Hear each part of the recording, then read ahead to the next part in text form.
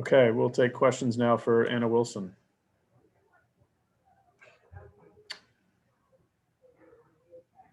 First question comes from Michael Roberson. Go ahead, Michael. All right, Anna, you've had the luxury of having a brother win a Super Bowl. Should have been 2 in a row, but we won't get into that. But now you've coached by a legend like this. So how does it feel to see this moment right in front of you and know that this legend is coaching you? Thanks, Michael, for the question. I've been surrounded by winners my entire life, and that's definitely one of the reasons why I came to Stanford. I wanted to be coached by a winner, and that's the most important thing. And I'm just really, really excited for Tara. Obviously, it's an incredible accomplishment, and she's in incredible company. So, she's been great leading the way for our team, and I've enjoyed every moment of being at Stanford. So, yeah, thank you. And we'll move next to Michelle Smith. Go ahead, Michelle. Hey, Anna, congratulations.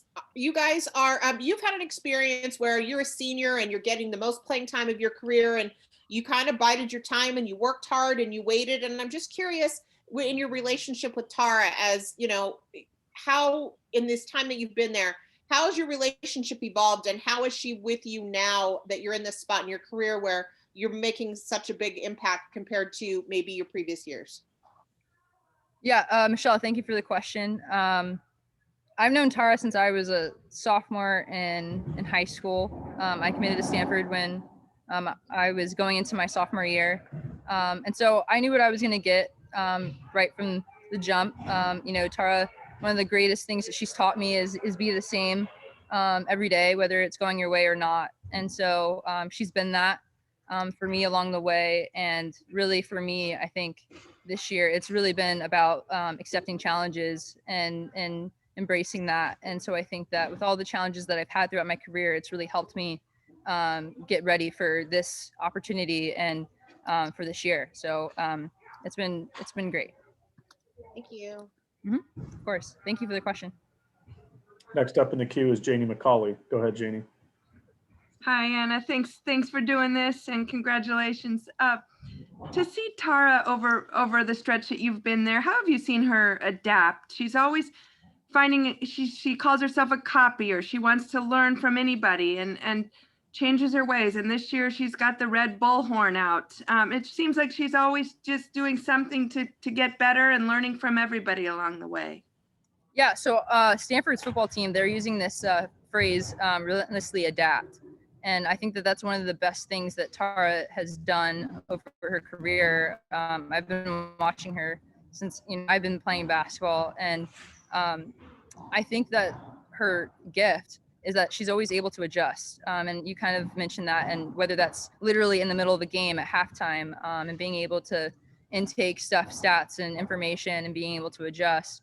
I think that she's really, a player's coach in a sense of she wants to try and get the best out of her players. And at the end of the game, and she's talking to us in the locker room, she's just talking about, loving us. And so I think that even in this challenge of being in the middle of quarantine and having to deal with all these adjustments, she's done a really great job of being here for us and providing the very best that we can experience during this time.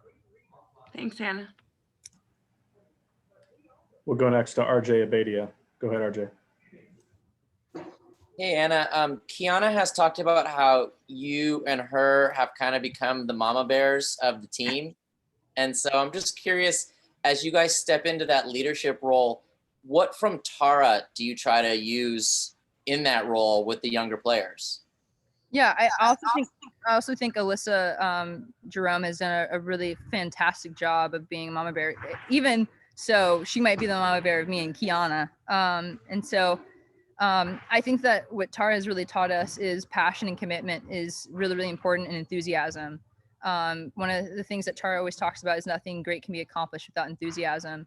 And so I think that for me and Key, it's always been like, let's try and be as positive as possible, but also be realistic. And so I think that, embracing this challenge of being in COVID, and I think we're realizing that this is a really great opportunity for us to step up as leaders So yeah, thanks, RJ. And we'll go next to Cheryl Coward. Go ahead, Cheryl. You were granted a fifth year during a time of uncertainty, even back in April. What went into that decision and wanting to come back because you didn't have to? And how do you feel about that now, given that your coach has the winningest record? Yeah, so I was here when Tara got 1,000 wins, and I'm here now, and she's getting, passing Pat Summitt. So that's pretty cool. I think that the question of why I decided to come back, it's pretty easy answer to that. I mean, it's Stanford, and I'm getting a more education, and then also I get to be a part of this incredible culture another year, and maybe even the 6th year. But I think that what's been really easy for me in terms of my decision to come back was, obviously I was denied at first that I wasn't going to come back, and then when I had the time off, which was a blessing for us to be out of school and no basketball, I got to work on my appeal a little bit more and tighten it a little bit more, and then I got accepted back.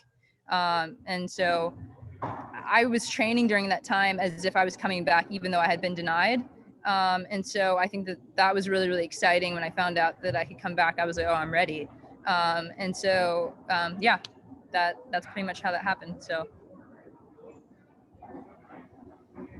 Yeah, thank you very much. Appreciate it. Congrats on the win. Thank you.